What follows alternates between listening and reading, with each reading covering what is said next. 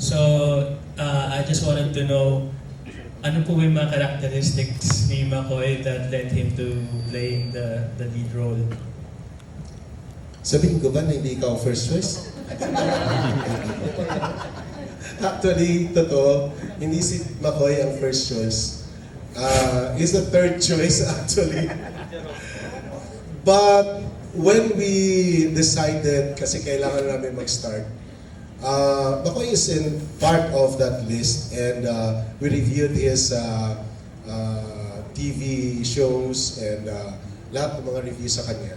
So we finally decided si McCoy na, because si McCoy is one artist na talagang gagawin para sa pelikula. Hindi siya maarte. Imagine, may flu noon, may phlegm si Mon Confiado, at nung binugahan siya, talaga ang laki-laki ng lumabas kay McCoy. But for him, mas maganda yun, no? Nakita ko sa kanya before kami nag-shoot, talagang pinag-aralan at walang reklamo kahit nabugbog na siya masyado, because there's this torture scene. Father Ruel Gallardo was tortured after he refused to renounce his Catholic faith, was killed. So nakita mo dun yung hirap na dinanan ng aktor at gaano kabangis yung mga artistang gagamitin like Mon Confiado, JC De Vera, na talagang kawawang-kawawa si Father Gallardo. Hindi ba iwasan na may mga umiiyak during the shoot, kagaya ng mga pare na nag-witness dun sa shoot, dahil narinig ko parang they felt some guilt na wala sila sa tabi ni Father Gallardo nung nangyari na yun. Ang daming emosyon na nabuhos during the shoot. So McCoy, I believe, is the right actor to portray the character of Father Ruel Gallardo. And to me, he's one of the greatest actor now in Philippine cinema. Baka pwede makikita ng reaction from McCoy. McCoy's reaction regarding that. Sa first choice po. Yun nga po, totoo po yun, nag-meet lang po kami ni Direk sa isang event, and sabi nga niya sa akin, isang malaking artista na as in ganito lang, ito yung artista na yun na ang talagang mag-oo na dapat. So sige po, ako mag-lead po niyan. Noong una, di ko po siniseryoso kasi baka po kasi nasabi lang, o kaya alam ko hindi matutuloy kasi ang tagal na. So nung tumawag nga po sa akin na ako na yung gaganap, sige po, gawin natin. Nung nalaman ko kung pare ang gagampanan ko, kailangan ko talagang aralin, hindi from scratch. As in, nasa point ako ngayon na may ginagampanan ako ibang character. And 360 ang gagawin ko. Kaya sabi ko, direct, sige, gawin natin kung ano lahat ng pwede ko makakaya. Kaya ultimo lahat na pagpupunta na ako ng script reading, magpapari ako ng damit, magsasalamin ako. Kasi hindi madali na may ginagampanan ako isa, tapos ang gagampanan ko isa, ngayon itong bilang pare, kabaligtaran, 360. Andun yung commitment talaga. Siguro, syempre, gusto kong, aminin natin, trabaho. Kailangan natin trabaho. Gusto kong magkaroon ng trabaho. Hindi ko na naisip na maging malaking artista ako. Kaya binigay sa akin itong project na to, yung tiwala na binibigay sa akin. Ayoko yun ibalik ng kalahati lang, ng konti lang. Hanggat maaari may balik ko siya ng mas malaki pa. Kaya sa mga ganung bagay, ano ba naman yung sa ihi or sa plema? Para sa akin, totoo nangyari to sa isang tao. Bakit ba ako mag-iinarte? Isang aktor lang ako. Nagampanan to ng isang totoong tao. Doon ako nagagaling. At nagawa ko yun sa buong tema ng pelikula, which is faith. Kasama ko din talaga na, kaya ko to, Father Ruel, tulungan mo lang din ako. Ayun, hanggang natapos na po namin yung pelikula at di ko rin expect na ganun pala taga-kagrabe ang pinagawa sa akin ni Direk. And I'm very thankful na nalagpas ako yung limitasyon ko na yun. And hindi ko to magagawa din dahil kay Direk, kundi rin sa mga kasama ko dito ngayon. Si Kuya Mon, Kuya JC, kahit di kami nagsena na dyan, pero si Jerome nandyan. Lahat sila, binibigyan nila yung beses nila. What if ba ako na magbibida ulit? Ngayon lang ulit ako magbibida, kaya ano ba na ibigay ko yung pinaka-150% ko.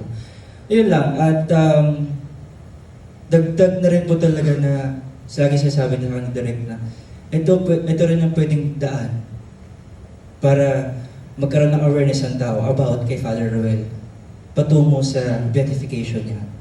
Ang sarap sa feeling nun na ako'y magiging mukha pressured pero mas nangingibabaw sa akin yung faith. Until now, papalabas niya yung pelikula, sabi ko, sana maganda, sana magkaroon ng kaalaman yung mga tao. May isang Father Ruel Gallardo na Pilipino na nagbuhis ng buhay. Hindi lang para sa sarili niya, kundi sa lahat ng tao. Ultimo sa buong bansa at sa buong Katoliko na sa mundo. Or nakarelate while doing the film? Marami po akong pagkakataon na sa mga scenes na gusto ko talaga na umiyak. Pero ang pinakatumatak sa akin, spoiler na, pero ito talaga, mag-i-honest ako. Yung eksena namin ni Kuya Mon, kasi may eksena doon na dinuraan niya ako. Dumating ako sa point na, pagkadura sa akin, ang nasa isip ko, grabing trabaho ko. Yun lang. Kasi, sabi ko nga, para sa aming mga aktor, trabaho pa rin naman to eh. Kumbaga, gusto namin to gawin. Dahil alam namin din, may gusto kami makuha. Sabi ko, umaabot ako sa ganito. Sabi ko, umaabot ako sa ganito, naduduraan ako sa mukha.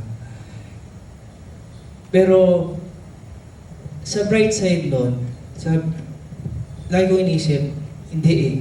Meron akong faith, at the same time, meron taong mas mananalig yung faith na hindi niya mas naiisip yung mga ganyang bagay. Hanggang yung NC noon na, actually, di ako pinapaiyak ni Direk Romel. Dumapala na ako, tapos naiyak ako ng iyak ko totoong asma ko. Nagawa kong iyak, hindi ni Father Ruel. Kasi di ko naman alam paano umiyak sa Father Ruel. Pero iyak ko na yun, parang totoong ako na yun na sabi ko, bakit ko ginagawa to? Hanggang after nun, umiiyak sila Father Ama, sabi ko, ang sarap sa feeling pala na naisip ko na nasacrifice ko yung ganong bagay, pero ang resulta, nagapan ako na maayos ang trabaho ko. Ganun. So, kamusta parang na-curious ka masyado din sa naiyak ka dahil sobrang dami ng dura. I mean, di ba? Oo, naging highlight rin yung Dora. Pero, di ba? isa talaga yung nagpagising sa akin na bigla ko nawala sa character. Siyempre, kahit sino naman, Oo, parang gano'n. Ano reaction mo? Hindi ako napigong kay Kuya Mon. Napikon ako sa sarili ko na nakabot ako yung trabaho ko ng ganito. Nawala yung character ko talaga at that moment. Pero, yung naramdaman ko, narinig ko, si Kuya Mon nagda-dialogue sa akin, narinig ko may umiiyak sa paligid. Binalik ko lang din. Tapos yung nilabas ko lang din yung pressure nga doon nga sa iyak ko na hindi naman ako pinapayak ng director. Actually, second day, third day ko pa lang nun. Pero nakatulong po sa akin yun para na ma-establish na ikaw nga si Father Ruel pag nandito ka. I mean, bago nagsimula, hindi mo in-expect na ganun kadami. Anong reaction after ng eksena? Nag-sorry ba sa'yo si Mon? Hindi ganun. Bago kasi mangyari din yung pelikula, expect ko na magiging matugo. Pero hindi ko expect na magiging madadown yung sarili ko. Hindi ko expect na abot sa mas nadudurog yung puso ko at that moment pag nag-shooting. Si Kuya Mon naman, sa totoo lang, nag-thank you po ako Kuya Mon. Nag-thank you kami sa Isitesa kasi yung Mon Confiado na yun, gusto ko sabi ko lagi pag nakakasama ko siya sa event, Kuya Mon, sana mag-work tayo kahit ano lang, saglit lang. Pero ngayon, kami pa yung talagang main asar sa feeling, kaya sabi ko, Kuya Mon, gawin natin. Eh, ganun pala siya. Kasi expect ko, si Kuya Mon, tahimik lang, di siya yung parang nakikipag-usap. Pero kabaliktaran. Sobrang collaborative niya. Sa skip, nag-sync kami, nagkakwento kami sa tent na, oh, maganda nga to, no? Gawin kaya natin to. Ay, pwede mong gawin to, okay lang ba sa'yo? Sabi ko, oo. Sobrang collaborative namin, kaya binuhos namin. Doon sa eksena na yun, doon nag-start.